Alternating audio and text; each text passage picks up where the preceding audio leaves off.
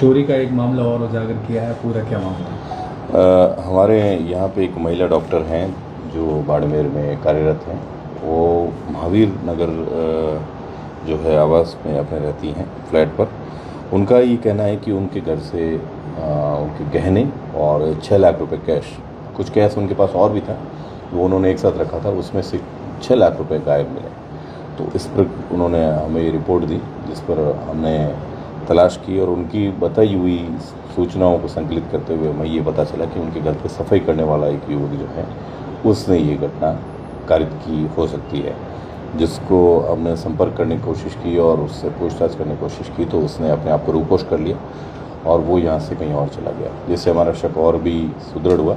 उसके पश्चात हमने उसको डेवलप करके तकनीकी साधनों से उसको लेके आए और उससे समस्त जानकारी ली। उसके द्वारा जो भी घटना की गई वो टुकड़ों में की गई, क्योंकि घर में ये सफाई कर्मचारी होने के नाते निरंतर आना जाना था उसका, तो उसके द्वारा जो भी घटना की गई वो एक बार में नहीं की, कई बार टुकड़ों में की गई। तो इस प्रकार एक तरीके से ये बहुत ही गंभीर और सवालिया प्रश्न भी पैदा करता है कि हम हमारे घरों में जो नौकर या जो अन्य सहयोगी रखते हैं वो लोग किस प्रकार से हमारे जो विश्वास है उसका गलत फ़ायदा उठाते हैं।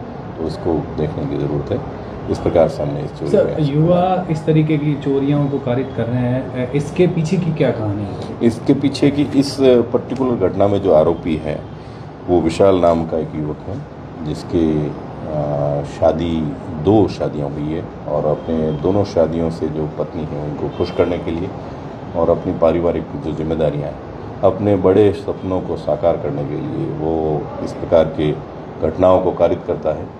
यह उसकी लालसाओं की बढ़ती हुई आकांक्षाओं की जो है उसकी परिणति इस चोरी के रूप में हुई है और वह सलाखों के पीछे है।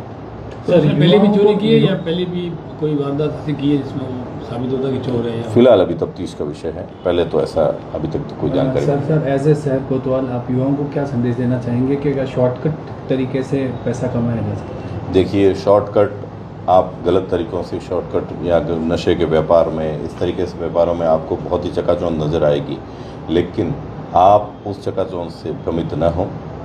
युवा हैं, देश का भविष्य हैं, आप मेहनत करें, अच्छे काम करें, पढ़ाई करें।